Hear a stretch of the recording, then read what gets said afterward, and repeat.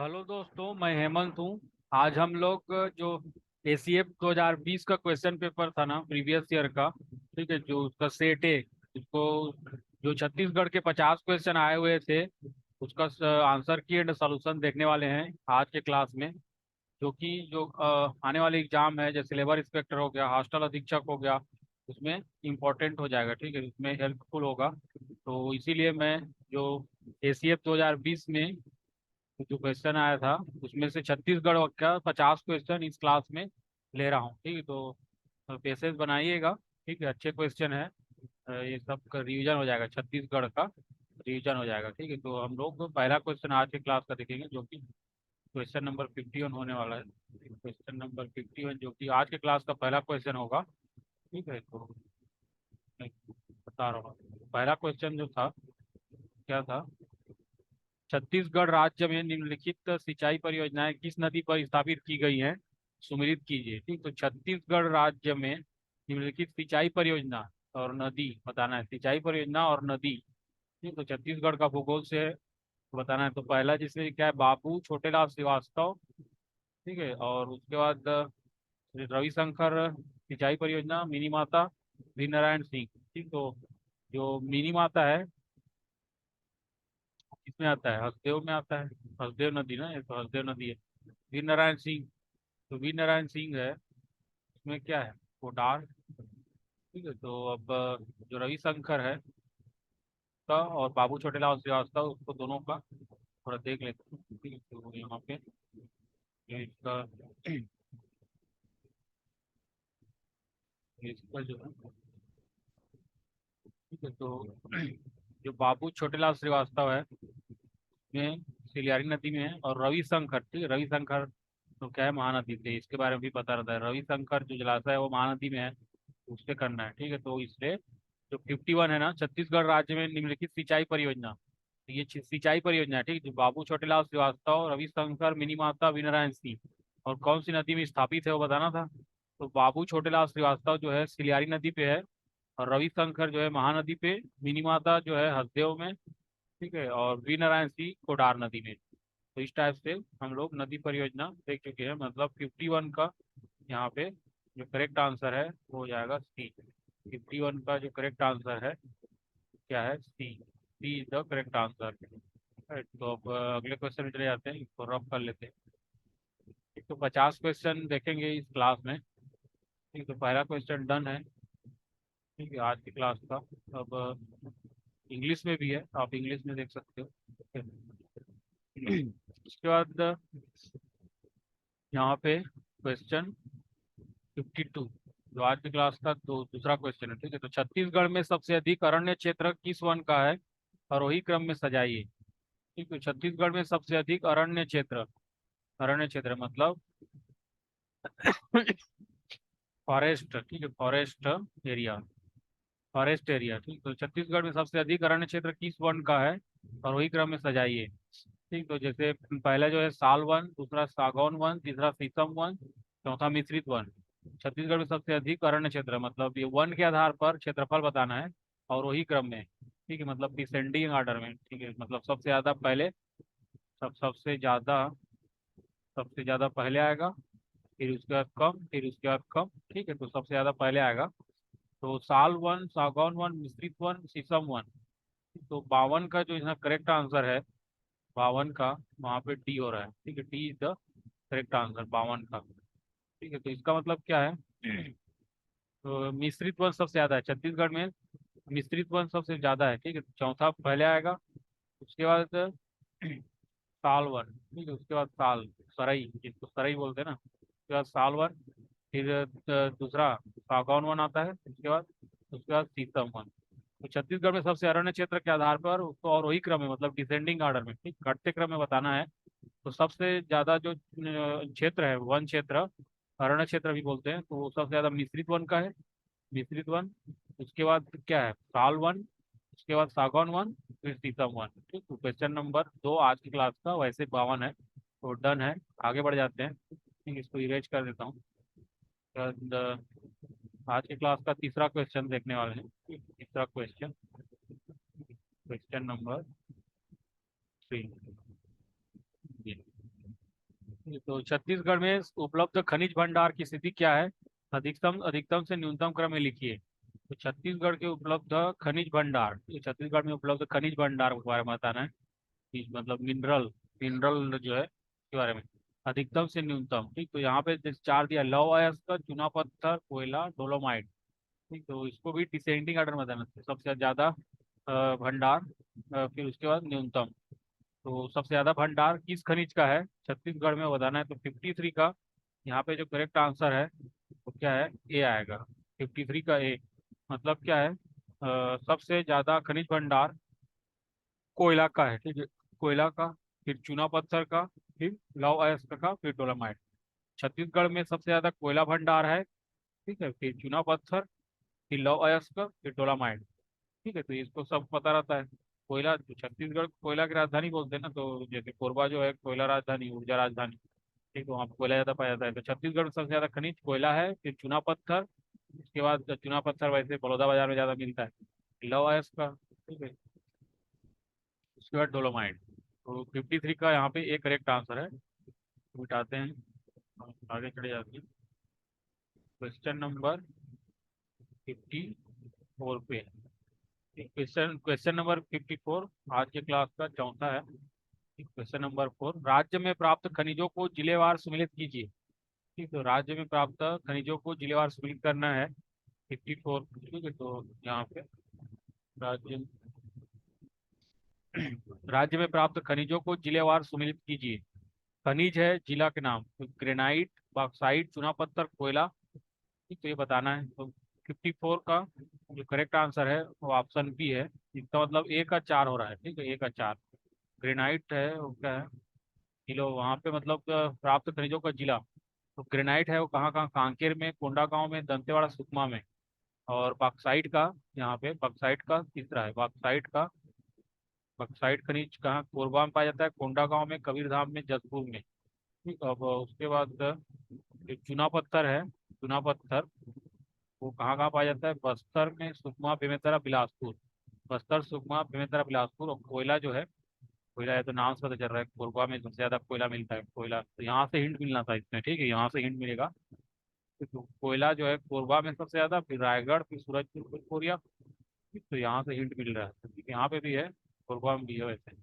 मतलब चित्रा में भी कोरबा ऑप्शन था, लेकिन रायगढ़ में भी तो मिलता है कोयला ज्यादा, सूरजपुर, कोरिया। ठीक, तो इसका जो 54 का करेक्ट आंसर है बी। यहाँ पे हम देख सकते हैं ग्रेनाइट खनिज है वो कांकेर में सबसे ज्यादा, फिर कोंडागांव, दंतेवाड़ा, सुकमा। बक्साइट है उसमें कोरबा में, कोंडागांव, कबीरधाम, जसपुर। और चूना पत्थर है बस्तर, सुकमा, बेमेतरा, बिलासपुर। कोयला है कोरबा, रायगढ़, सूरजपुर, कोरिया। तो इसका इस तरह से हम लोग इसका आंसर देख चुके हैं। अब नेक्स्ट में चले जाते हैं। क्वेश्चन नंबर 55, जो आज के क्लास का पांचवा क्वेश्चन होगा। क्वेश्चन नंबर 5 हो जाएगा, तो वो देखते हैं यहाँ पे। क्वेश्चन नंबर 5, निम्नलिखित शक्कर कारखाने प्रदेश के किस जिले में स्थित हैं? सुमेलित कीजिए। तो जो छत्तीसगढ़ का शक्कर कारखाना और किस जिला में है, उसके बारे में बताना है। ठीक है, तो 55 का यहाँ पे जो करेक्ट आंसर है, तो मतलब शक्कर कारखाना कहाँ कहाँ पे है? सरदार वल्लभ भाई पटेल शक्कर कारखाना, महादंतेश्वरी, भोरम देव, महामाया। ठीक है, तो 55 का यहाँ पे जो करेक्ट आंसर है वो बी है, ठीक है, बी। मतलब ए का 4, ठीक है। ए का 4, सरदार सरदार वल्लभ भाई पटेल शक्कर कारखाना कहाँ है? कबीरधाम में। सरदार वल्लभ भाई पटेल शक्कर कारखाना कबीरधाम में। उसके बाद माँ दंतेश्वरी, माँ दंतेश्वरी शक्कर कारखाना बालोद में है, ठीक है। माँ दंतेश्वरी शक्कर कारखाना बालोद में है। भोरम देव, ये भोरम देव शक्कर कारखाना कहाँ है? और कवर्धा में है। और महामाया शक्कर कारखाना कहाँ है? सूरजपुर में। ठीक है, तो 55 का जो करेक्ट आंसर है बी है। और इसका मतलब क्या है? सरदार वल्लभ भाई पटेल शक्कर कारखाना कबीरधाम में है। माँ दंतेश्वरी शक्कर कारखाना बालोद में है। भोरमदेव शक्कर कारखाना कवर्धा में है। महामाया शक्कर कारखाना सूरजपुर में। ठीक, तो ये इसका करेक्ट आंसर है। छत्तीसगढ़ के शक्कर कारखाने और जिला मिलान करना था, तो हम लोग उसको डन कर चुके हैं। आगे बढ़ जाते हैं क्वेश्चन नंबर 6 पे, जो कि 56 होने वाला है। ठीक है, तो क्वेश्चन नंबर 6 आज की क्लास का जाएगा। क्वेश्चन नंबर 6, राज्य के प्रथम उद्योग का क्या नाम? राज्य के प्रथम उद्योग के बारे में बताना है। राज्य के प्रथम उद्योग का क्या नाम है?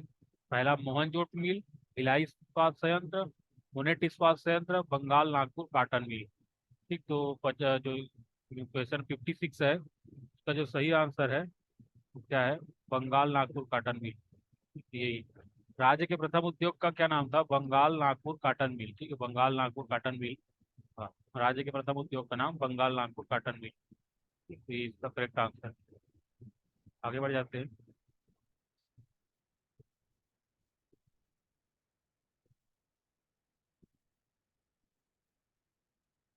56 पे 57 नंबर का क्वेश्चन है। छत्तीसगढ़ पंचायती राज अधिनियम में अनुसूचित क्षेत्र की ग्राम सभा की शक्तियों और कृत्यों के बारे में निम्नलिखित में से कौन सी धारा है? छत्तीसगढ़ पंचायती राज अधिनियम, ठीक, इससे आता ही है। छत्तीसगढ़ पंचायती राज अधिनियम में अनुसूचित क्षेत्र की ग्राम सभा की शक्तियों और कृत्यों के बारे में निम्नलिखित में से कौन सी धारा है? ठीक, तो ये धारा 129, बी 129 क, धारा 129 ख, धारा 129 ग। ठीक है, तो ये बताना है।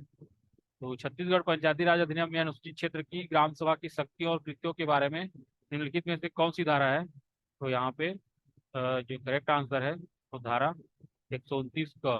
ठीक, तो धारा 129 का छत्तीसगढ़ पंचायती राज अधिनियम अनुसूचित क्षेत्र की ग्राम सभा की शक्तियों और कृत्यों के बारे में है। तो धारा 129 का सही हो जाएगा। ठीक है, इसमें धारा 129 का।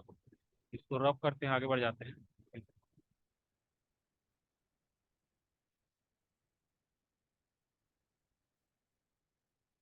क्वेश्चन नंबर 58 है। निम्नलिखित में से, जो कि आज के क्लास का 8वां है, तो निम्नलिखित में से किन राज्यों की ग्राम पंचायतों में महिलाओं को 50% आरक्षण दिया गया है? निम्नलिखित में से किन राज्यों की ग्राम पंचायतों में महिलाओं को 50% आरक्षण दिया गया है? ठीक है, तो आंध्र प्रदेश में, छत्तीसगढ़ में, गुजरात में। सही उत्तर का चयन करना है। ठीक, तो 58 का जो करेक्ट आंसर है वो सी है, मतलब 1 2 3। ठीक है, तो निम्नलिखित में किन राज्यों की ग्राम पंचायतों में महिलाओं को 50% आरक्षण दिया गया है? आंध्र प्रदेश में, छत्तीसगढ़ में, गुजरात में। 1 2 3 सही है। ठीक, तो 58 का सी हो रहा है। इसका मतलब जो इसका करेक्ट आंसर है कि मतलब आंध्र प्रदेश, छत्तीसगढ़, गुजरात तीनों राज्यों में महिलाओं को 50% आरक्षण दिया जाता है। ठीक है, ग्राम पंचायतों में महिलाओं को 50% आरक्षण देने वाला राज्य कौन कौन सा है? आंध्र प्रदेश, छत्तीसगढ़, गुजरात। तो इरेज करते हैं, आगे बढ़ते हैं। क्वेश्चन नंबर 59 में चले जाते हैं। क्वेश्चन नंबर 59 है। क्वेश्चन नंबर 59, छत्तीसगढ़ में निम्नलिखित में से कहाँ पर संविधान की 5वीं अनुसूची लागू है? छत्तीसगढ़ में निम्नलिखित में से कहाँ पर संविधान की 5वीं अनुसूची लागू है? घर घोड़ा, लैलूंगा, भानु प्रतापपुर, धमधा। ABCD बताना है। तो 59 का यहाँ पे जो करेक्ट आंसर है वो डी है। ठीक है, मतलब छत्तीसगढ़ में निम्नलिखित में से कहाँ पर संविधान की 5वीं अनुसूची, संविधान की 5वीं अनुसूची, ठीक है, कहाँ कहाँ पर लागू है उसके बारे में बताना है। तो घरघोड़ा में है, लैलूंगा में है, और भानु प्रतापपुर में। ठीक है, घरघोड़ा, लैलूंगा, भानु प्रतापपुर। तो संविधान की 5वीं अनुसूची घरघोड़ा, लैलूंगा और भानु प्रतापपुर, ये तीनों जो जिला है या जो शहर है उसमें संविधान की 5वीं अनुसूची लागू है। धीरेज करते हैं, आगे बढ़ जाते हैं। क्वेश्चन नंबर 60 है हमारे पास। क्वेश्चन नंबर 60, निम्न में से कौन सा या कौन से प्रकाशन छत्तीसगढ़ जनसंपर्क विभाग द्वारा प्रकाशित है? हमारे बापू, पहल, समाधान की तलाश, हमारे राम। तो निम्न में से कौन से प्रकाशन छत्तीसगढ़ संपर्क विभाग द्वारा प्रकाशित है? हमारे बापू, पहल, समाधान की तलाश, हमारे ग्राम। तो 60 का यहाँ पे जो सही आंसर है क्या है? डी है।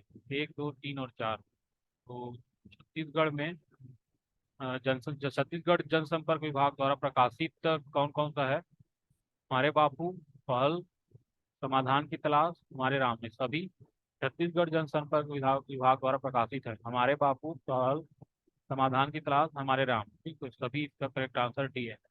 ये सभी क्या है? छत्तीसगढ़ संपर्क विभाग द्वारा प्रकाशित है। तो इसका रफ करते हैं, आगे बढ़ जाते हैं। क्वेश्चन नंबर 61 पे चले जाते हैं। क्वेश्चन नंबर 61 है। क्वेश्चन नंबर, छत्तीसगढ़ जनसंपर्क विभाग की मासिक पत्रिका का नाम है? छत्तीसगढ़ जनसंपर्क विभाग की मासिक पत्रिका का नाम है जनमत, जनमन, जनवाणी, जनगण। तो ये मासिक पत्रिका के बारे में बताना है, ठीक है। तो छत्तीसगढ़ जनसंपर्क विभाग की मासिक पत्रिका का नाम क्या है वो बताना है। तो इसका जो करेक्ट आंसर है क्या है, जनमन, ठीक है। क्योंकि जितना भी टेलीग्राम है उसमें जनमन आते रहता है, तो वहां से आपको आइडिया लग जाएगा। तो जनमन पत्रिका आता है ना उसका।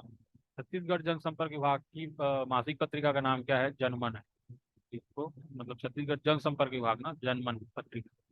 ठीक है, आगे बढ़ जाते हैं क्वेश्चन नंबर 62 पे। क्वेश्चन नंबर 62 है यहाँ पे, अच्छा वाला क्वेश्चन है। ठीक है, वन और वन्य अभ्यारण्य से। तो सीता नदी वन अभ्यारण्य में खालिस्तान जलाशय स्थित है। टुंडूर, अर्जुनी, भैंसाझार, कुडार। तो 65 का यहाँ पे करेक्ट आंसर है, ठीक है, टुंडूर। सीता नदी वन अभ्यारण्य जो कि क्या है, धमतरी जिला में है।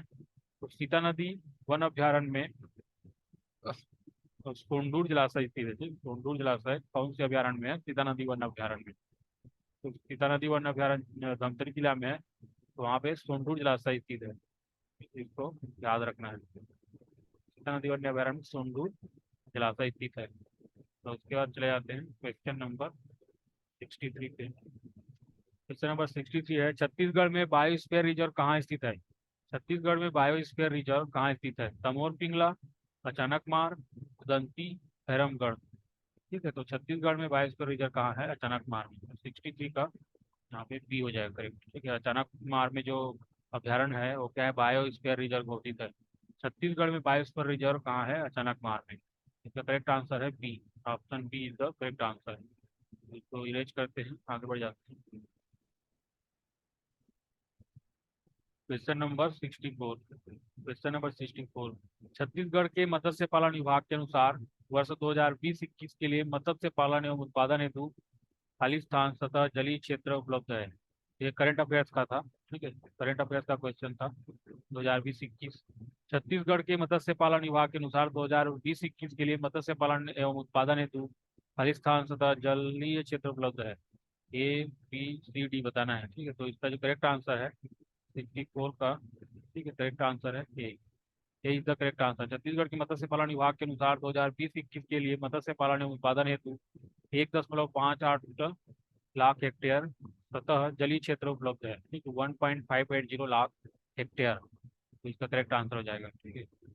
आगे बढ़ जाते हैं क्वेश्चन नंबर 65 पे चले जाते हैं। क्वेश्चन नंबर 65 क्या है, क्वेश्चन नंबर 65 क्योंकि नदी से है, तो नदी, गोदावरी व सबरी मैदान की समुद्र सतह से औसत ऊंचाई कितनी है। गोदावरी और सबरी मैदान की समुद्र सतह से, मतलब ये छत्तीसगढ़ का भूगोल है, ठीक है।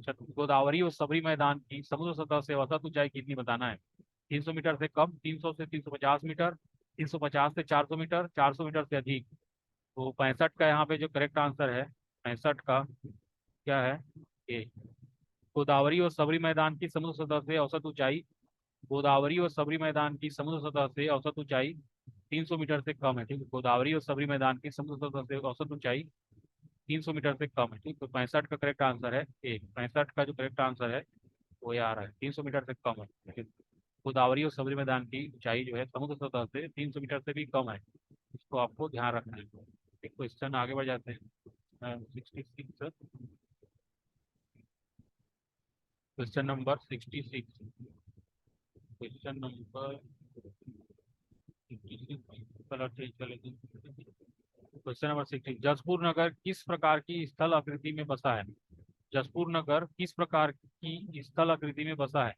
पहाड़, पहाड़ी, मैदान, निम्न भूमि। तो जसपुर जो है एक्चुअली में पहाड़ प्रदेश में आता है, तो 66 का यहाँ पे ये है, ठीक है। तो पहाड़, क्योंकि यहाँ पे जसपुर पहाड़ है। जसपुर नगर किस प्रकार की स्थल आकृति में बसा है, पहाड़, ठीक है। जसपुर नगर पहाड़ प्रकार की स्थल आकृति में बसा है, ठीक है। 66 का यहाँ पे ए करेक्ट है। 66 का जो है करेक्ट आंसर है ए। रब करते हैं, आगे बढ़ जाते हैं। जसपुर नगर पाठ प्रकार के स्थलाकृति में बसा हुआ है। अब 67 का, संचालनालय, संचालनालय कृषि 2018, संचालनालय कृषि 2018 के अनुसार छत्तीसगढ़ में कृषि जोतों का औसत आकार खालिस्तान हेक्टेयर है। संचालनालय कृषि 2018 के अनुसार छत्तीसगढ़ में कृषि जोतों का औसत आकार खालिस्तान हेक्टेयर है। 2.1, 1.6, 3.0, 2.5। ठीक, तो ये करंट अफेयर्स क्या है वैसे। संचालनालय कृषि 2018 के अनुसार छत्तीसगढ़ में कृषि जोतों का औसत आकार कितना है बताना है। तो इसमें जो करेक्ट आंसर है बी, 1.60 हेक्टेयर। ठीक है, संचालनालय कृषि 2018 के अनुसार छत्तीसगढ़ में कृषि जोतों का औसत आकार 1.60 हेक्टेयर है। इसको रब करते हैं, आगे बढ़ जाते हैं। क्वेश्चन नंबर 68 में चले जाते हैं। क्वेश्चन नंबर 68 है। ठीक है, तो ये मैच वाला है। तो संचालनालय कृषि 2018-19 के अनुसार निम्नलिखित को छत्तीसगढ़ के संदर्भ में सही संबंध बनाइए। संचालनालय कृषि 2018-19 के अनुसार निम्नलिखित को छत्तीसगढ़ के संदर्भ में सही संबंध बनाना है। ठीक है, तो ये कुल बोया गया क्षेत्र, शुद्ध बोया गया क्षेत्र, शुद्ध सिंचित क्षेत्र, कुल सिंचित क्षेत्र। यहाँ से एक हिंट मिल रहा है। ठीक है, देखो, तो कुल बोया गया क्षेत्र के बारे में बताया है। ठीक है, और सिंचित क्षेत्र के बारे में। तो जो बोया गया क्षेत्र है वो हमेशा ज्यादा होगा। ठीक है, तो क्योंकि कहीं कहीं पे सिंचित नहीं होगा ना, मतलब जितना भी बोया है उसमें सिंचित होगा फिक्स नहीं है। तो यहाँ से इसको निकालना है। तो कुल बोया गया जो क्षेत्र है वो शुद्ध बोया गया क्षेत्र से भी ज्यादा होगा, तो कुल बोया गया क्षेत्र ज्यादा होगा। ठीक है, कुल बोया गया क्षेत्र सबसे ज्यादा होगा, मतलब क्या हो जाएगा, ए का जो करेक्ट आंसर हो जाएगा वो 56.2 लाख, 56.22 लाख हेक्टेयर। तो यहाँ पे हिंट भी लेना था। तो उसके बाद शुद्ध बोया, मतलब बोया गया इससे तो ज्यादा ही होगा हमेशा सिंचित से, तो जितना बोया गया है उसमें कुछ जो है उसको सिंचित नहीं हो पाएगा। अब शुद्ध बोया गया क्षेत्र देखना है। शुद्ध मतलब टोटल, मतलब एकदम शुद्ध, टोटल से नहीं, थोड़ा मतलब ग्रास बोलते हैं ना, जिस ग्रास। तो शुद्ध बोया गया क्षेत्र ये जो है उससे थोड़ा कम हो जाएगा, तो 46.83 लाख हेक्टेयर आ जाएगा। उसी टाइप से सिंचित और कुल सिंचित, तो शुद्ध सिंचित कम होगा, जो कुल सिंचित क्षेत्र है उसका एरिया ज्यादा होगा। ठीक है, कुल सिंचित क्षेत्र में आ जाएगा हमारा 50.37 लाख हेक्टेयर। ठीक है, अब शुद्ध सिंचित क्षेत्र उसके बाद थोड़ा कम, 14.76 लाख हेक्टेयर। तो इस संचालनालय कृषि 2018-19 के अनुसार यहाँ पे तो देखने को मिल रहा है, तो क्या ए का 2 हो रहा है, ए का 2, और बी का क्या हो रहा है, बी का 3, और सी का 4, सी का 4, और डी का 1, मतलब ए इज द करेक्ट आंसर। तो 68 का जो करेक्ट आंसर है ए, 68 का यहाँ पे ए। ठीक है, तो यहाँ से हिंट है, यहाँ हिंट क्या लेना है, बोया गया क्षेत्र है वो सिंचित क्षेत्र से हमेशा ज्यादा होगा, और कुल वाला चीज है, कुल वाला वो ज्यादा होगा शुद्ध से। ठीक है, कुल कुल वाला ज्यादा होगा शुद्ध से, तो क्योंकि शुद्ध जो है ग्रास होता है एक्चुअली, और कुल मतलब नेट होता है, नेट। तो नेट जो है ग्रास से ज्यादा होता है। ठीक है, यहाँ से हिंट मिला। तो 68 का करेक्ट आंसर ए है। तो आगे बढ़ जाते हैं।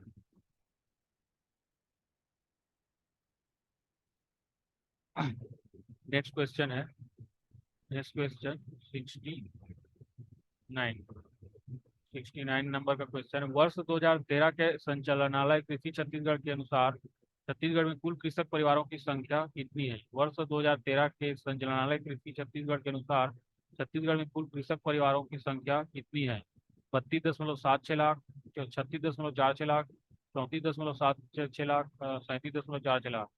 तो 69 का यहाँ पे जो करेक्ट आंसर है, 69 का यहाँ पे D, D is the correct answer. ठीक, तो वर्ष 2013 संचालनालय कृषि छत्तीसगढ़ के अनुसार छत्तीसगढ़ में कुल कृषक परिवार की संख्या 37.46 लाख है। तो इसका करेक्ट आंसर ये हो जाएगा D, D is the correct answer for 69, 69 का डी हो रहा है।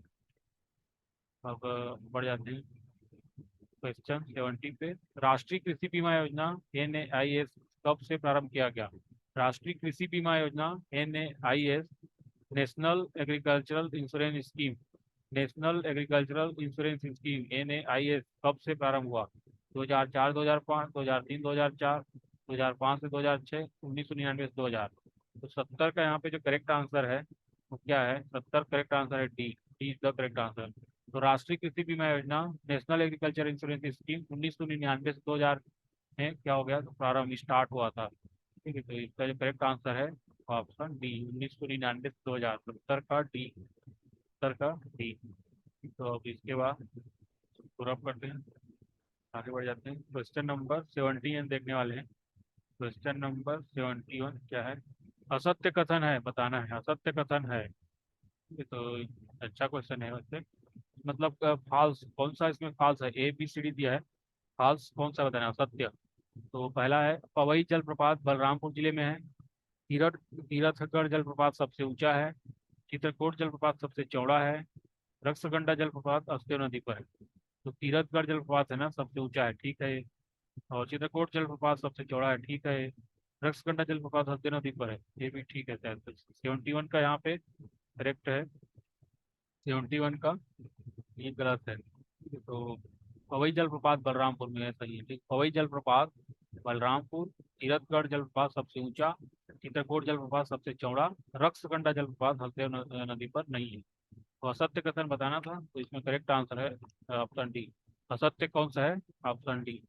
मतलब पवई जलप्रपात बलरामपुर जिला में है। तीरथगढ़ जलप्रपात सबसे ऊंचा है।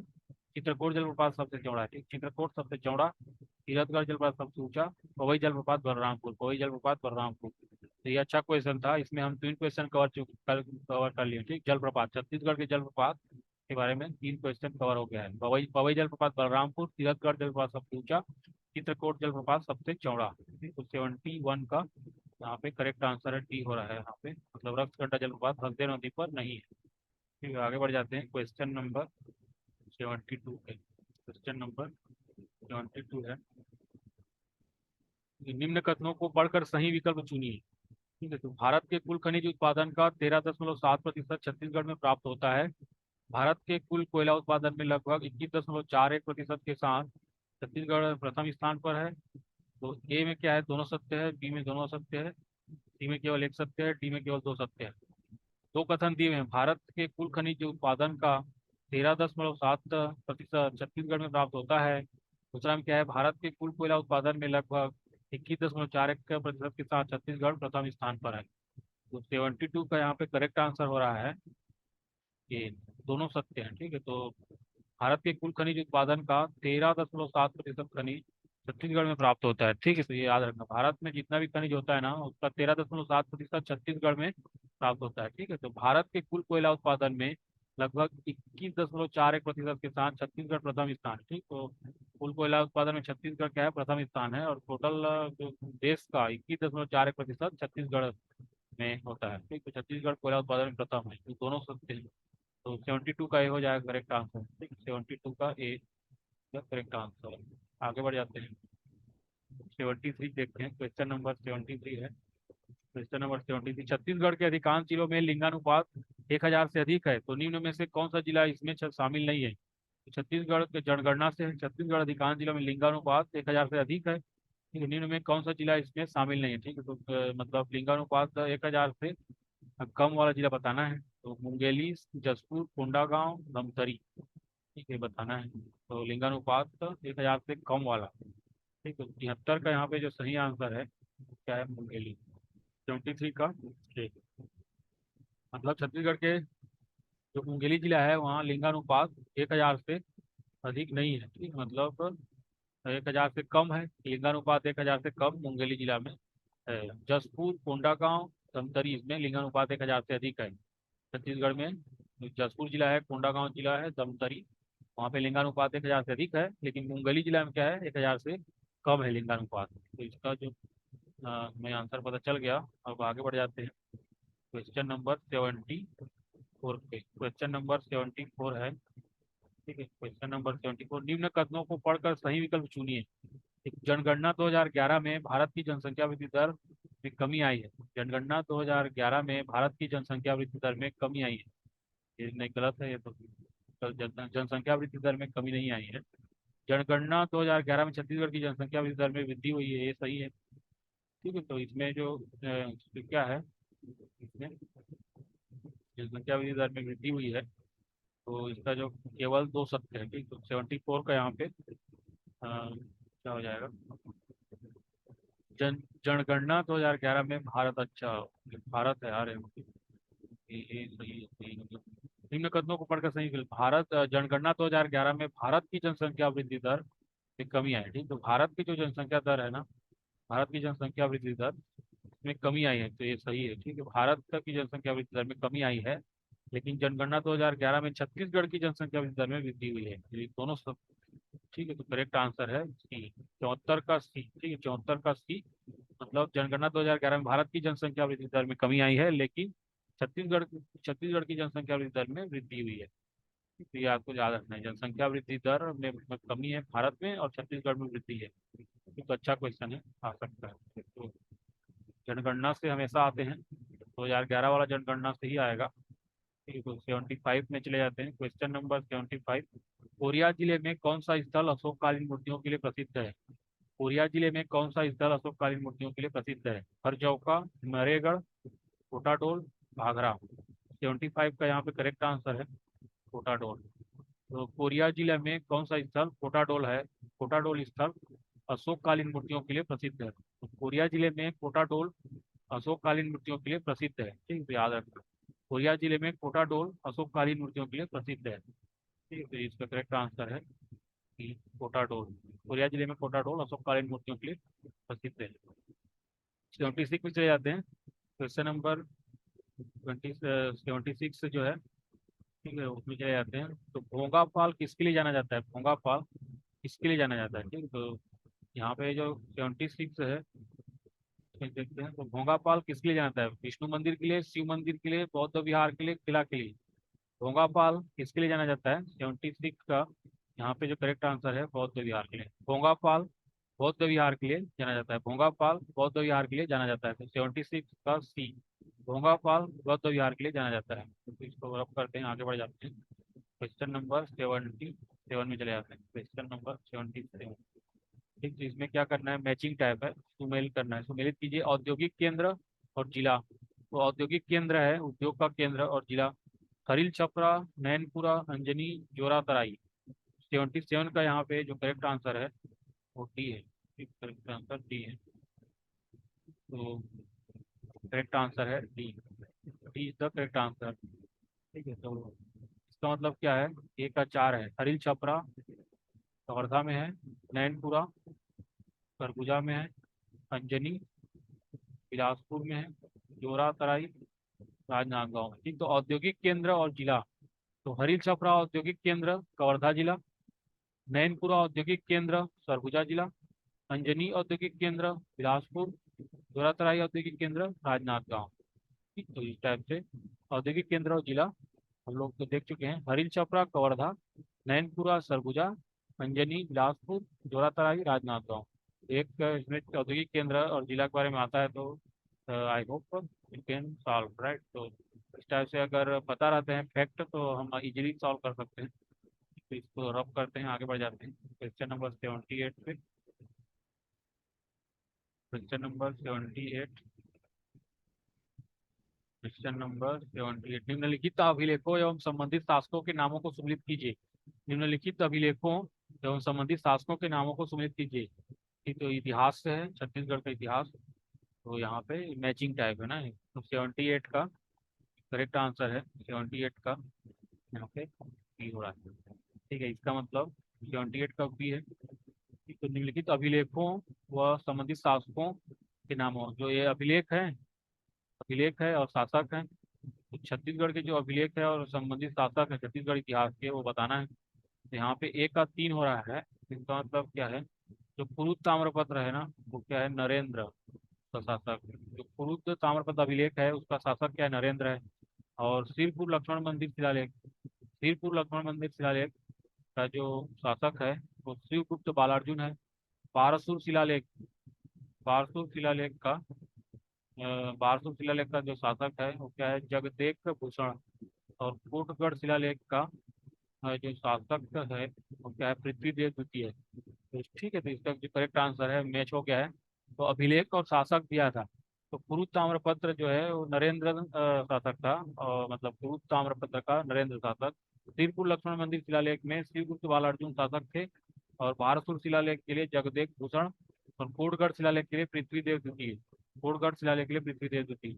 इस टाइप से मैच कर चुके हैं। ठीक, पुरुष ताम्रपत्र नरेंद्र, सिरपुर लक्ष्मण मंदिर शिलालेख शिव शिवगुप्त बालार्जुन, बारहसुर शिलालेख जगदेक भूषण, कोटगढ़ शिलालेख पृथ्वीदेव द्वितीय। ठीक, तो इस टाइप से हमको याद रखना है। ठीक, इसको रब करते हैं, आगे बढ़ जाते हैं। क्वेश्चन नंबर 79 पे चले जाते हैं। क्वेश्चन नंबर 79 है, क्वेश्चन नंबर 79। पिंबाजी के संदर्भ में निम्नलिखित में से सही उत्तर चुनिए। पीम्बाजी के संदर्भ में निम्नलिखित में से सही उत्तर चुनिए। ठीक है, तो पीम्बाजी छत्तीसगढ़ से प्राप्त भू राजस्व का कोई हिस्सा नागपुर नहीं भेजते थे। पीम्बाजी ने छत्तीसगढ़ में कम विस्तारों की नियुक्ति की। तो ABCD बताना है। ठीक, तो 79 का जो सही आंसर है वो क्या है, सी है। तो पीम्बाजी के संदर्भ में क्या है, सिर्फ दो गलत है, तो एक दो जो है वो गलत है और एक सही है। पीम्बाजी के संदर्भ में सही क्या है, पीम्बाजी छत्तीसगढ़ से प्राप्त भू राजस्व का, पीम्बाजी छत्तीसगढ़ से प्राप्त भू राजस्व का कोई हिस्सा नागपुर नहीं भेजते थे, कोई हिस्सा नागपुर नहीं भेजते थे, तो ये सही है। और पीम्बाजी ने छत्तीसगढ़ में कम विस्तारों की नियुक्ति की, ये गलत है। ये पीम्बाजी ने छत्तीसगढ़ में कम विस्तारों की नियुक्ति नहीं की है। ठीक है, तो इसमें जो 79 का जो करेक्ट आंसर है सी हो रहा है, मतलब सिर्फ दो गलत है, एक सही है। सही है क्या है, पीम्बाजी छत्तीसगढ़ से प्राप्त भू राजस्व का कोई हिस्सा नागपुर नहीं भेजते थे, तो सही है। तो 79 का यहाँ पे सी हो रहा है। ठीक है, अब नेक्स्ट पे चले जाते हैं, थोड़ा कर लेते हैं। क्वेश्चन नंबर 80 देखने वाले हैं। क्वेश्चन नंबर 80, क्वेश्चन नंबर 80 है, सब इतिहास का है छत्तीसगढ़ का। भरलकोट के विद्रोह के संदर्भ में कौन सा कथन सही नहीं है। भरलकोट के विद्रोह के संदर्भ में कौन सा कथन सही नहीं है बताना है, ABCD। ठीक है, तो भरलकोट के विद्रोह के संदर्भ में कौन सा कथन सही नहीं है बताना है। तो 80 का यहाँ पे जो करेक्ट आंसर है क्या है, डी। मतलब भरलकोट में विद्रोह हुआ था, इसमें ये सही नहीं है, डी। सही क्या क्या है वो देखते हैं। अंग्रेजों व मराठों के विरुद्ध 24 दिसंबर 1824 में भरलकोट में आदिवासी एकत्र हुए। अंग्रेजों व मराठों के विरुद्ध 24 दिसंबर 1824 को भरलकोट में आदिवासी एकत्रित हुए, ये सही है। बस्तर के प्रभारी सुपरिटेंडेंट ने चांदा के कैप्टन पीयू से सहायता मांगी। बस्तर के प्रभारी सुपरिटेंडेंट ने चांदा के कैप्टन पीयू से सहायता मांगी। 20 जनवरी 1825 को परलकोट में गेम सिंह को फांसी लटका दिया गया। 20 जनवरी 1825 को परलकोट में गेम सिंह को फांसी पर लटका दिया गया, ये सही है। तो परलकोट विद्रोह के संदर्भ में ये तीनों बातों को ध्यान रखना है। अंग्रेजों व मराठों के विरुद्ध 24 दिसंबर 1824 को परलकोट में आदिवासी एकत्रित हुए। बस्तर के प्रभारी सुपरिटेंडेंट ने चांदा के कैप्टन पीयू से सहायता मांगी। 20 जनवरी 1825 को परलकोट में गेम सिंह को फांसी पर लटका दिया गया। लेकिन ये जो है ये गलत है। ठीक है, दीवान कालिंदर सिंह ने इस विद्रोह में प्रमुख महत्वपूर्ण भूमिका निभाई थी, ये गलत है। ठीक है, तो I hope you are clear. जो 80 क्वेश्चन नंबर 80 वो अच्छे से हम लोग देख चुके हैं, तो परलकोट विद्रोह के बारे में इतना कुछ पता रहना चाहिए। तो अब अगला चले जाते हैं क्वेश्चन नंबर 81 पे। क्वेश्चन नंबर 81 है, क्वेश्चन नंबर 81, माधवराव सप्रे द्वारा संपादित हिंदी केसरी के संदर्भ में कौन सा कथन सही नहीं है। ठीक, तो कौन सा कथन सही नहीं बताना है। तो 81 का यहाँ पे जो करेक्ट आंसर है ये सही नहीं है। तो माधवराव सप्रे द्वारा संपादित हिंदी केसरी, माधवराव सप्रे हिंदी केसरी, उसमें हिंदी केसरी का प्रकाशन नागपुर से किया गया था। हिंदी केसरी का प्रकाशन नागपुर से किया गया था। इसमें स्वदेशी आंदोलन का प्रचार किया गया। ठीक है, स्वदेशी आंदोलन का प्रचार किया गया। इस पत्र में देश की दुर्दशा नामक एक लेख छिपा था। इस पत्र में देश की दुर्दशा नामक एक लेख छपा था। ठीक है, तो इतना जानना है। माधवराव सप्रे द्वारा हिंदी केसरी के संदर्भ में क्या था, हिंदी केसरी का प्रकाशन नागपुर से किया था। माधवराव सप्रे हिंदी केसरी का प्रकाशन नागपुर से किया गया। इसमें स्वदेशी आंदोलन प्रचार किया गया। इस पत्र में देश की दुर्दशा नामक एक लेख छपा था। इस पत्र में देश की दुर्दशा नामक एक लेख छपा था, तो इतना सब याद रखना है। ठीक, तो आगे बढ़ जाते हैं। क्वेश्चन नंबर 82 पे, क्वेश्चन नंबर 82 जो छत्तीसगढ़ का है। ठीक, इंपॉर्टेंट क्वेश्चन है, एक क्वेश्चन आ सकते हैं आने वाले एग्जाम में, एक क्वेश्चन डायरेक्ट तो आ सकते हैं। ठीक, तो ये question number 82, Raipur bar association की स्थापना किस वर्ष हुई। रायपुर बार एसोसिएशन की स्थापना किस वर्ष हुई। 1878, 1880, 1882, 1884। रायपुर बार एसोसिएशन की स्थापना किस वर्ष हुई। 82 का यहाँ पे करेक्ट आंसर है 1882। रायपुर बार एसोसिएशन की स्थापना 1882 में हुई। 82, 82 का क्या है, सी है। रायपुर बार एसोसिएशन की स्थापना 1882 में हुई, 1882 में हुई, इसको याद रखना। रायपुर बार एसोसिएशन की स्थापना 1882 में हुई। अब यहाँ पे जनपद पंचायत से क्वेश्चन है, अच्छा वाला क्वेश्चन है। जनपद पंचायत एवं जिला पंचायत के वार्षिक लेखा एवं प्रशासकीय रिपोर्ट के संबंध में क्या सही नहीं है बताना है, क्या सही नहीं है बताना है। जनपद पंचायत व जिला पंचायत के वार्षिक लेखा एवं प्रशासकीय रिपोर्ट के संबंध में क्या सही नहीं बताना है। ABCD दिए हुए हैं, 83 का यहाँ पे करेक्ट आंसर है सी। ये सही नहीं। तो जनपद पंचायत एवं जिला पंचायत की वार्षिक लेखा एवं प्रशासकीय रिपोर्ट के संबंध में सही क्या है? यह रिपोर्ट प्रति वर्ष 15 जून तक प्रस्तुत करना होता है।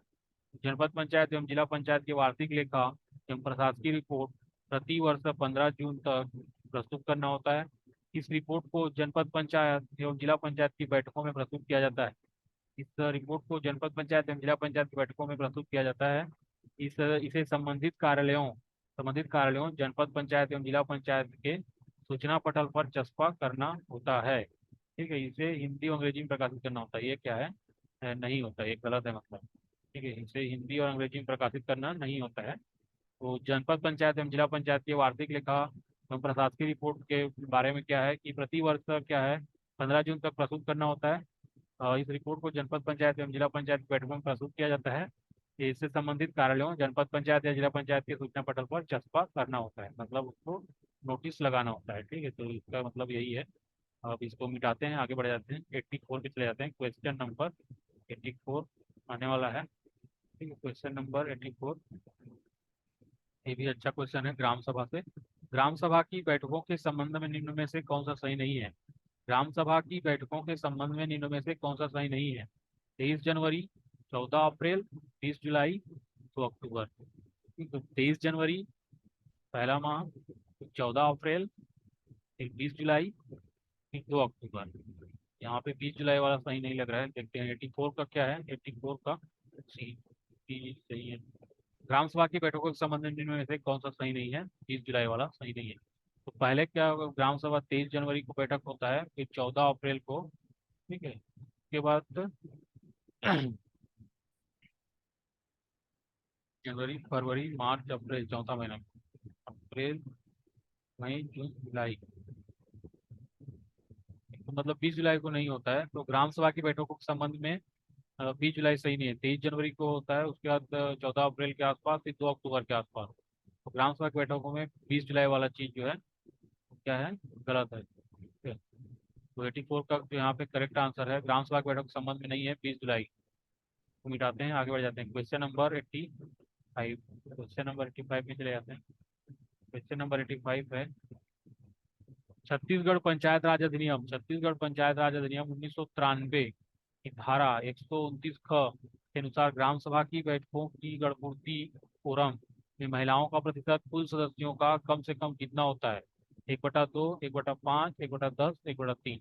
85 का यहाँ पे जो करेक्ट आंसर है, 85 का करेक्ट आंसर है 40 है। ठीक, तो छत्तीसगढ़ पंचायत राज अधिनियम 1993 की धारा 129 ख के अनुसार ग्राम सभा की बैठकों की जो गणपूर्ति है में महिलाओं का प्रतिशत कुल सदस्यों का कम से कम एक तिहाई हिस्सा होता है। ठीक, तो जो छत्तीसगढ़ पंचायत राज अधिनियम है 1993 की धारा 129 ख के अनुसार ग्राम सभा की बैठकों की गणपूर्ति में महिलाओं का प्रतिशत पूछा है, महिलाओं का प्रतिशत कुल सदस्यों का कम से कम एक तिहाई होना चाहिए, कम से कम एक तिहाई होना चाहिए।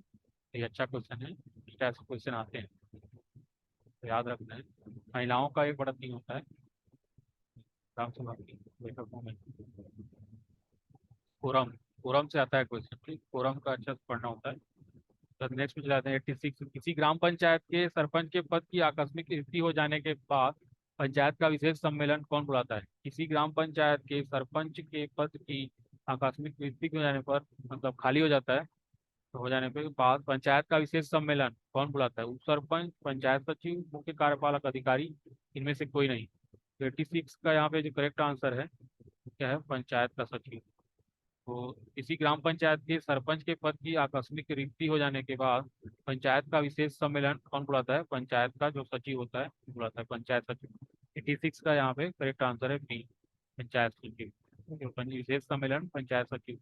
अगर सरपंच का पद आकस्मिक रिक्त हो गया तो पंचायत का जो विशेष सम्मेलन कौन बुलाता है? पंचायत सचिव। तो इसका करेक्ट आंसर है बी, 86 का बी, पंचायत सचिव विशेष सम्मेलन बुलाएगा।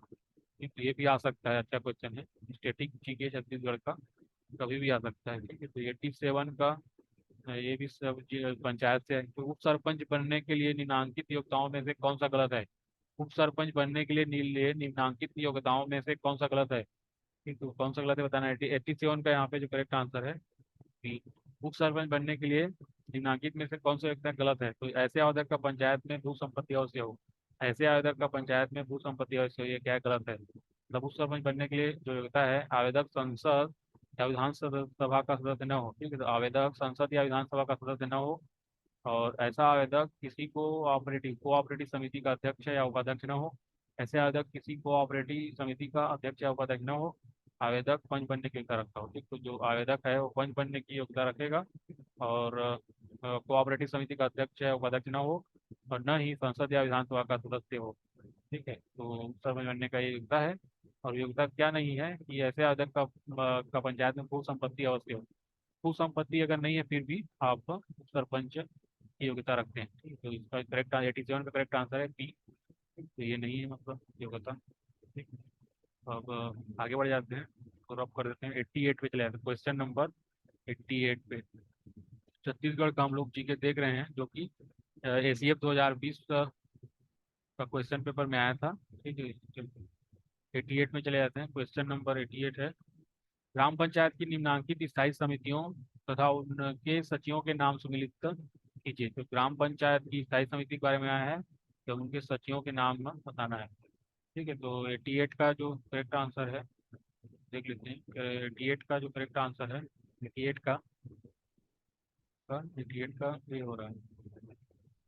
88 का ये करेक्ट आंसर है, मतलब ए का 4 सामान्य प्रशासन समिति।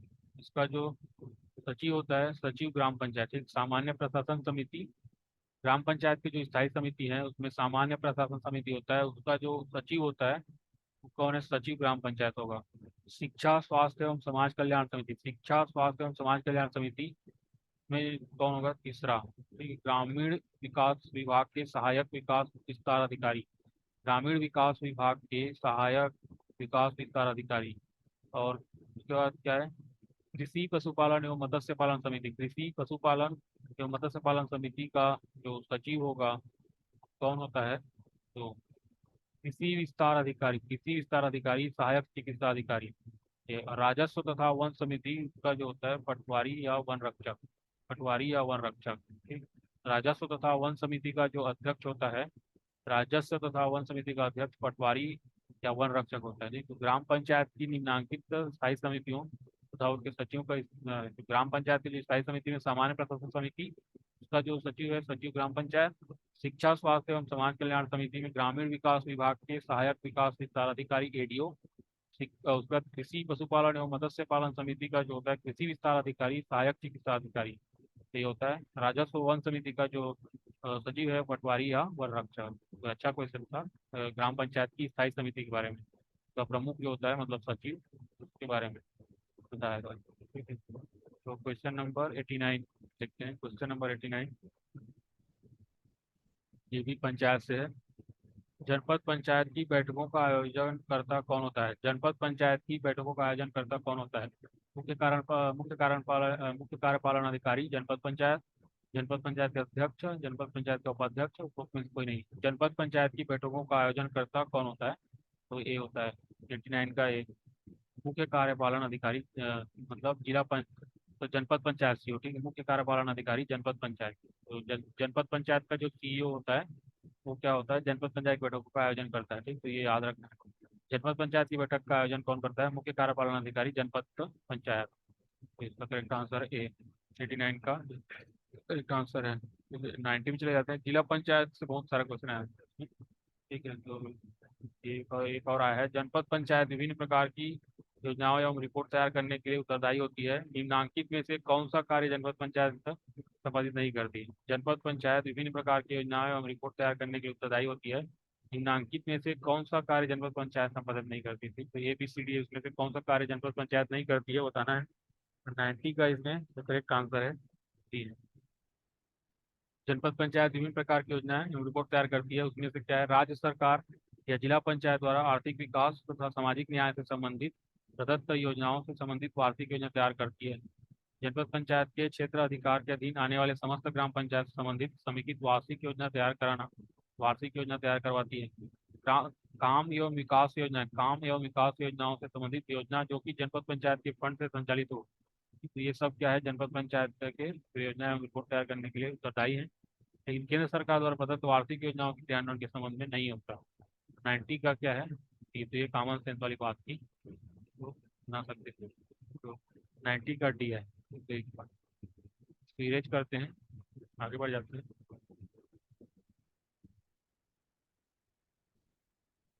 क्वेश्चन नंबर 91, इसमें सूची मिलाना है, तो सूची 1 का मिलान सूची 2 से कीजिए तथा नीचे दिए गए कुछ उत्तर लिखिए। ठीक है, तो ये अच्छा क्वेश्चन है। एक तो 91 का जनजाति से है, तो 91 का जनजाति से कोई मतलब जो राज्य लोकगीत है, ठीक है। वैसे तो पंथी गीत है, पंथी गीत, रेला गीत, बांस गीत, सुहा गीत। सुहा गीत में क्या होता है, ठीक है, प्रमुखतः, ठीक है, प्रमुखतः इसमें क्या होता है, यहाँ पंथी गीत है। पंथी गीत जो है सतनामी समाज का प्रसिद्ध नृत्य गीत होता है, ठीक है। और बांस गीत जो होता है, तो सुहा गीत होता है क्यों राउत। तो 91 का देख लेते, 91 का यहाँ पे सही हो रहा है। 91 का जो सही आंसर है बी हो रहा है, ठीक है, बी। मतलब ए का एक है। पंथी गीत तो पता ही है, सतनामी समाज का प्रसिद्ध नृत्य गीत है पंथी गीत। अब रैला गीत, रैला गीत होता है मुरिया जनजाति का गीत। रैला गीत होता है मुरिया जनजाति का गीत, ठीक है। और उसकी दो बांस गीत है, और राउतों का प्रसिद्ध गीत है। राउत, बांस गीत राउतों का प्रसिद्ध गीत। हुआ गीत क्या होता है, प्रमुखता गौड़ स्त्रियों का नृत्य है। ठीक का तीन, ठीक है, तो ये यहाँ से नहीं हो जाता। तो पंथी गीत यहाँ पे मिलान करना है, मैच करना है। तो पंथी गीत जो है सतनामी समाज का प्रसिद्ध नृत्य गीत होता है, सबको पता रहता है। रैला गीत आप याद रखना मुरिया जनजाति का गीत है, ठीक है। रैला गीत जो है मुरिया जनजाति का गीत है, तो ये जनजाति का क्वेश्चन है।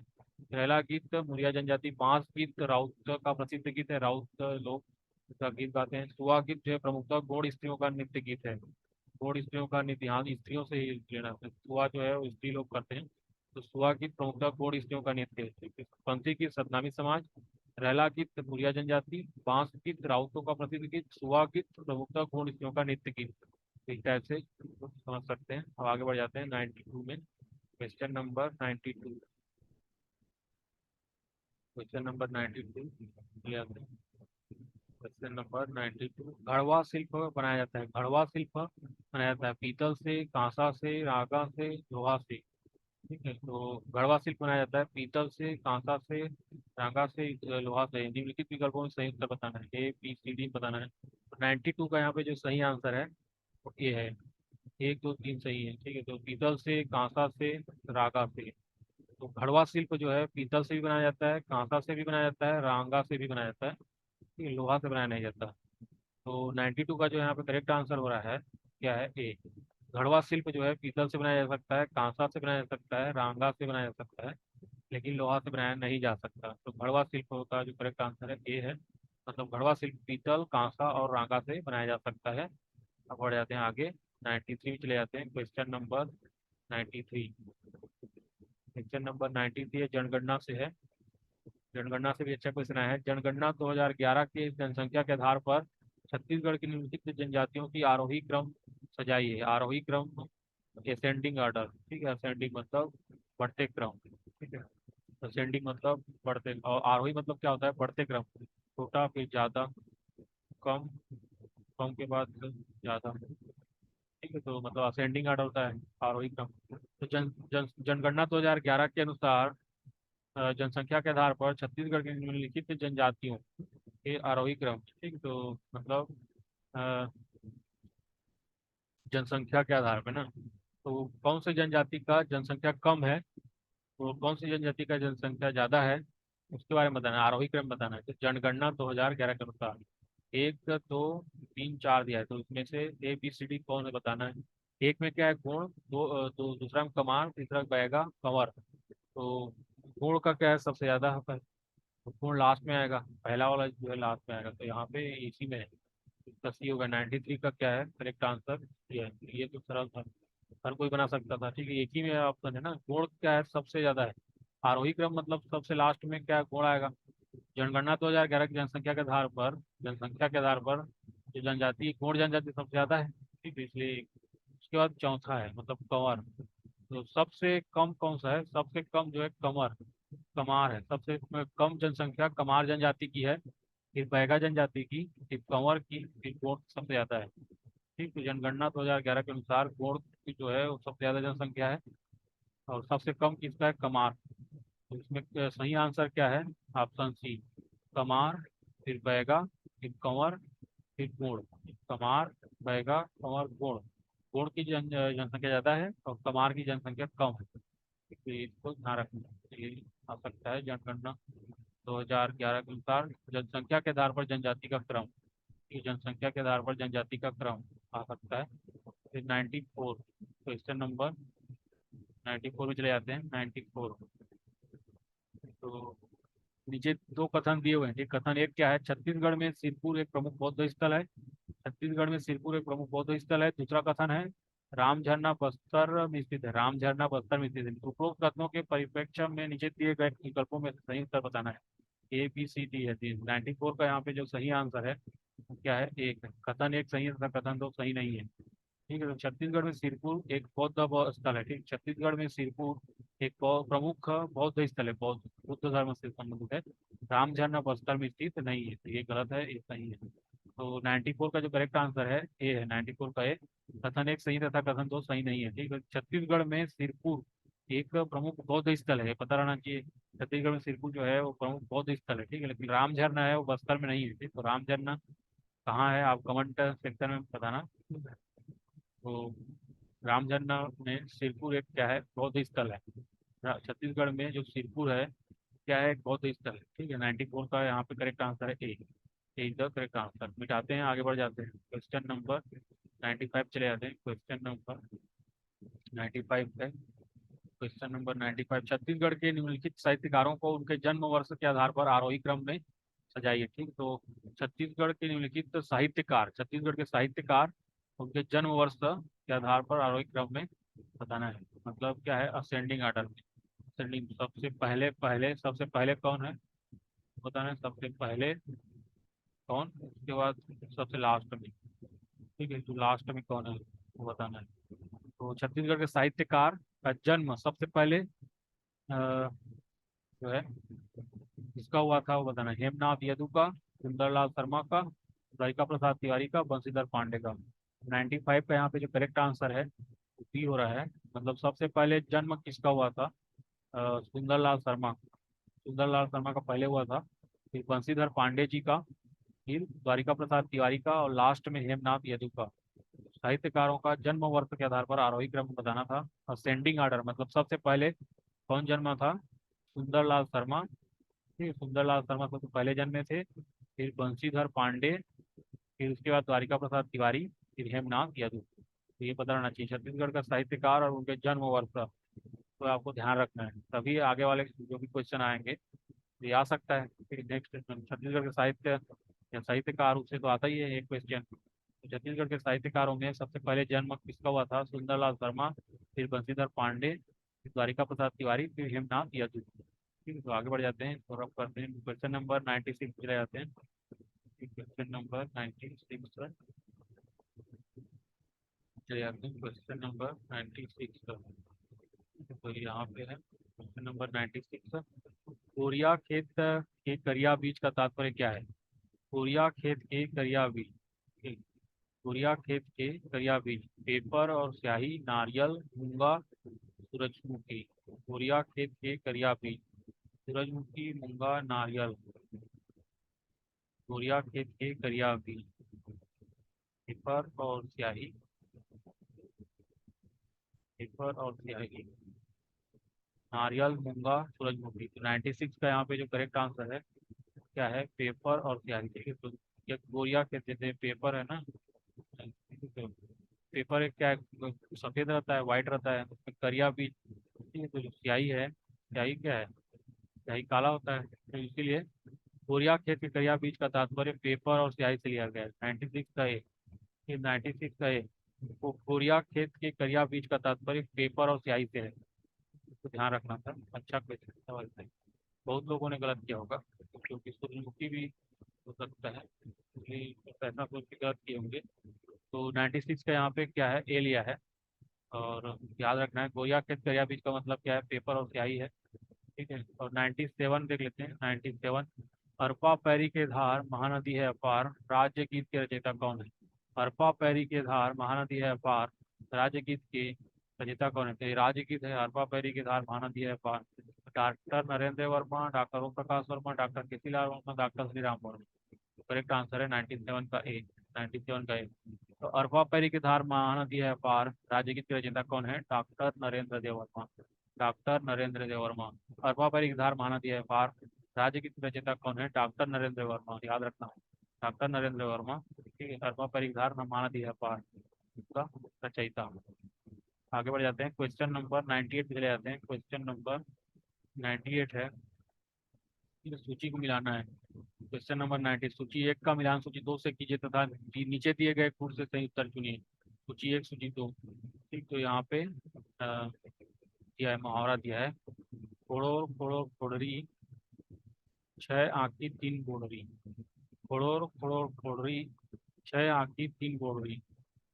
ठीक है, गुलर फूल, झूठा देवता और उसके लिए खली का नैवेद्य, योग्य व्यक्ति के साथ भेदभाव करना, दो बैल और एक आदमी, दो बैल और एक आदमी के दो आंख, दो बैल मतलब छह, टोटल छह आंख। तो करोड़ करोड़ फोड़री, छह आंखी तीन गोड़री, तो ये हो सकता है, दो बैल और एक आदमी। छिदक छिदक छिदक फूल, हारा राजा हुई मंजूर, तभी न मिली छिदक फूल। छिदक छिदक छिदक फूल, धारा राजा हुई मंजूर, तभी न मिली छिदक फूल। गुलर फूल। ठीक है, तो ये गुलर फूल हो सकता है।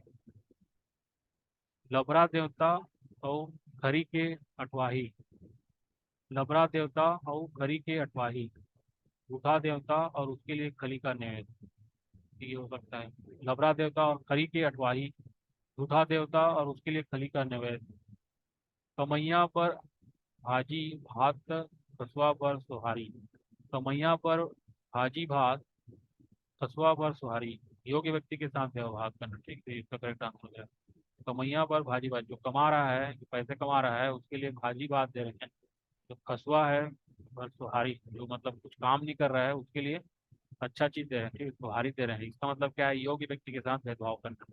तो ये सही है। ए का क्या है? 4 हो रहा है, ए का 4, ए का 4। और बी का क्या हो रहा है? 1 हो रहा है। और सी का जो हो रहा है 2 हो रहा है। और डी का जो हो रहा है 3, मतलब बी जो है करेक्ट आंसर है। तो 98 का इसमें करेक्ट आंसर है बी, 98 का बी। ठीक है, करोड़ करोड़ फोड़ी, छह आंखी तीन बोड़ी, दो बैल और एक आदमी है, छिदक छिदक छिदक फूल, हरा राजा हुई मंजूर, तभी न मिली छिदक फूल, गुलर फूल, लबरा देवता और खरी के अठवाही, झूठा देवता और उसके लिए खली का नैवेद्य, कमैया पर भाजी भात, कछुआ पर सुहारी, योग व्यक्ति के साथ भेदभाव करना। ठीक, तो इसमें एक्चुअली में दिमाग लगाना था जी। एसीएफ में जो क्वेश्चन आए हुए थे ना छत्तीसगढ़ के, बहुत सारा ट्रिकी थे। ठीक है, मतलब अच्छा से पढ़ने से समझ में आ जा रहा है। ठीक है, मतलब कुछ दिमाग भी लगाना था, मैं बताया भी था कहाँ पे लगाना था। जनपद पंचायत से बहुत सारा आया था क्वेश्चन। ठीक है, मतलब पंचायत वाला से। क्वेश्चन नंबर 99 में रहता है, सूची 1 का मिलान सूची 2 से कीजिए तथा नीचे दिए गए गुट से संयुक्त उत्तर चुनिए। ठीक है, तो अभ्यारण्य और जिला बताना है। सीता नदी वन्य प्राणी अभ्यारण्य, ये तो पता ही रहता है धमतरी में। अचानक माँ टाइगर रिजर्व, तो इस हिंदी क्वेश्चन है। ठीक, तो अचानक माँ टाइगर रिजर्व कौन सा है बताना है, तो मुंगेली जिला में आता है। अचानक माँ टाइगर रिजर्व एटीआर, अचानक माँ एटीआर बोलते हैं उसको, मुंगेली। उदंती अभ्यारण्य, ये होता है आपका गरियाबंद। पामेड़ अभ्यारण्य बीजापुर। ठीक है, सीता नदी वन्य अभ्यारण्य धमतरी, अचानक माँ टाइगर रिजर्व मुंगेली जिला, उदंती अभ्यारण्य गरियाबंद, पामेड़ अभ्यारण्य बीजापुर। इसका मतलब क्या है? एक का क्या हो रहा है? 2 हो रहा है। आगे बढ़, एक का 2 हो रहा है, एक का 2 हो रहा है, ए का 2 हो रहा है। और बी का 4 हो रहा है, बी का तो मतलब सी करेक्ट है। बी, सी करेक्ट है, मतलब 99 का जो करेक्ट आंसर है सी हो रहा है। ये 99 का करेक्ट आंसर है सी। ठीक है, मतलब सीता नदी वन्य अभ्यारण्य जो है, सीता नदी, सीता नदी वन्य प्राणी अभ्यारण्य है, वो धमतरी जिला में है। अचानक वहाँ टाइगर रिजर्व है, मुंगेली जिला में है। और दंती अभ्यारण्य जो है गरियाबंद। ठीक है, एक ठीक है। अब पामेड़ अभ्यारण्य है वो क्या है, बीजापुर में, 99 का करेक्ट आंसर है इसकी। ठीक है, तो ये एक सरल क्वेश्चन था। सीता नदी वन्य प्राणी अभ्यारण्य धमतरी, अचानकमार टाइगर रिजर्व मुंगेली, उदंती अभ्यारण्य गरियाबंद, पामेड़ अभ्यारण्य बीजापुर। ठीक है, इस टाइप से 99 का जो है करेक्ट आंसर सी हो रहा है। तो बिठा देते हैं। क्वेश्चन नंबर 100, लास्ट क्लास, मतलब लास्ट क्वेश्चन। ठीक है, इस क्लास का लास्ट क्वेश्चन पे आ गए हैं। तो क्वेश्चन नंबर 100 में आ गए हैं। नीचे दो कथन दिए गए हैं। ठीक, पहला कथन क्या है, नातेदारी मानव के रक्त संबंधों को बताता है। नातेदारी मानव के रक्त संबंधों को बताता है। विवाह द्वारा उत्पन्न समरक्तता संबंध नातेदारी है। विवाह द्वारा उत्पन्न समरक्तता का संबंध नातेदारी है। उपरोक्त कथनों में के परिप्रेक्ष्य में नीचे दिए गए विकल्पों में सही क्या है, बताना है। तो 100वां क्वेश्चन का जो करेक्ट आंसर है वो बी है। कथन एक तथा कथन दोनों सही है। ठीक, तो नातेदारी मानव के रक्त संबंधों को बताता है, ये तो सही है। ठीक है, सही है ना, तो जो नातेदारी है, ठीक है, मानव के रक्त संबंध को बताता है।